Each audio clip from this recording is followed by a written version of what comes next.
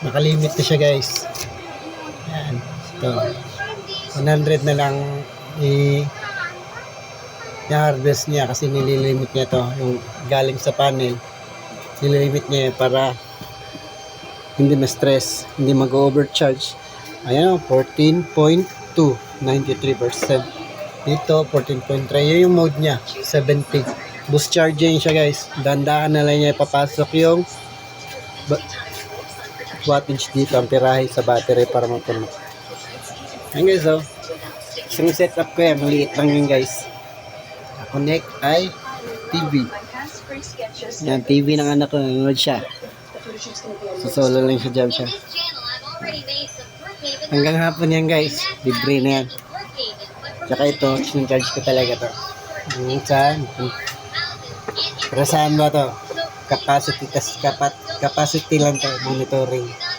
Ito, LVD, low voltage disconnect of high voltage connect. Ayan.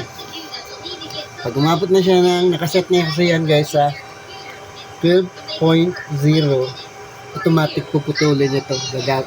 Papasok siya dyan. Puputulin niya yung relay. Solid state relay.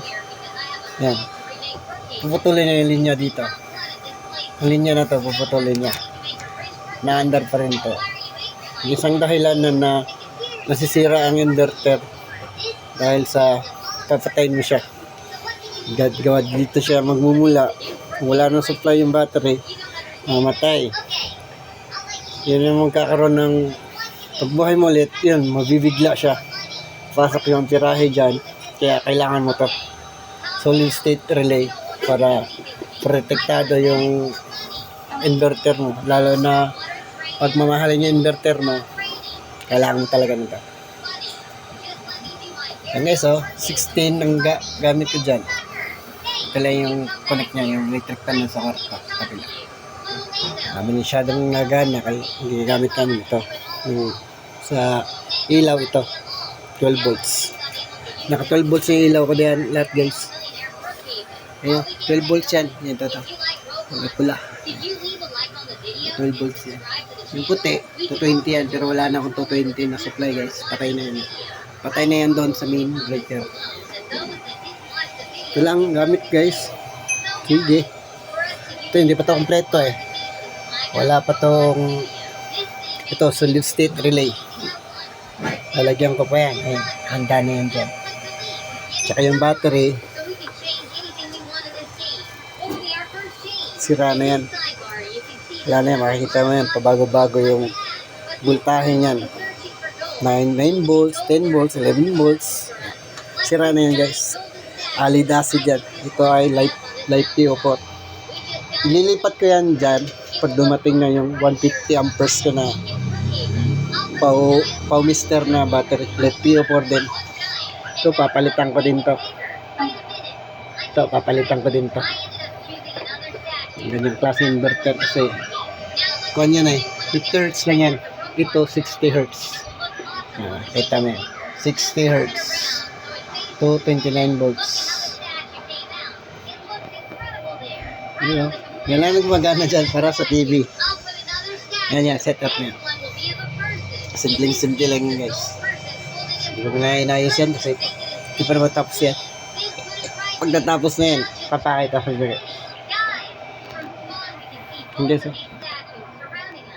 Ito, hindi talaga nalalamnan to. Sira na yan. Katulad nito, kailangan ko talagang punuin yan. Pagdating ng gabi, dito na rin kami nagamit. Pag gabi, ito na ang ginagamit ko sa gabi. Pinupuno ko lang yun.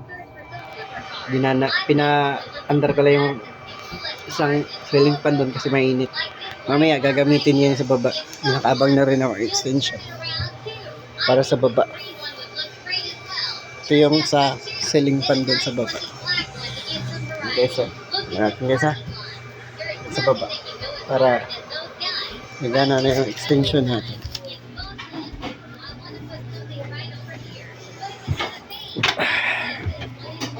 Ayun, ano na nga oh. Okay, handa rin na natin guys.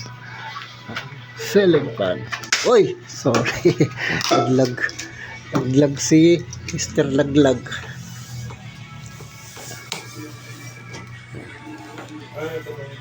Tara guys. Yan na.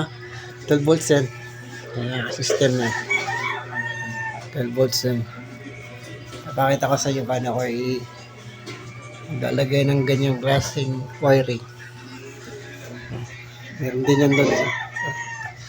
Hindi pala nakanda na. Exhaust fan ko yung isa. Ito yung exhaust fan ko doon. Yun. Meron na yung exhaust fan ko.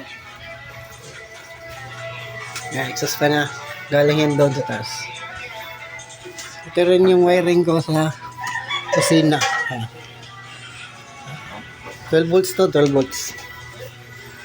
Patayin muna natin kasi hindi naman sa nang.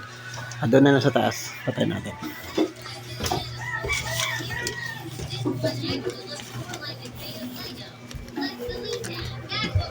Ayan guys, 50 wattage. Papatayin muna natin ito. Hindi naman nagana. Sayang yung kuryente. Balik sa 18. Yes, malapit na guys. 93%. 14.2 volts. Ilan lang yan? Lapit na 14.6, 14.4. Okay guys.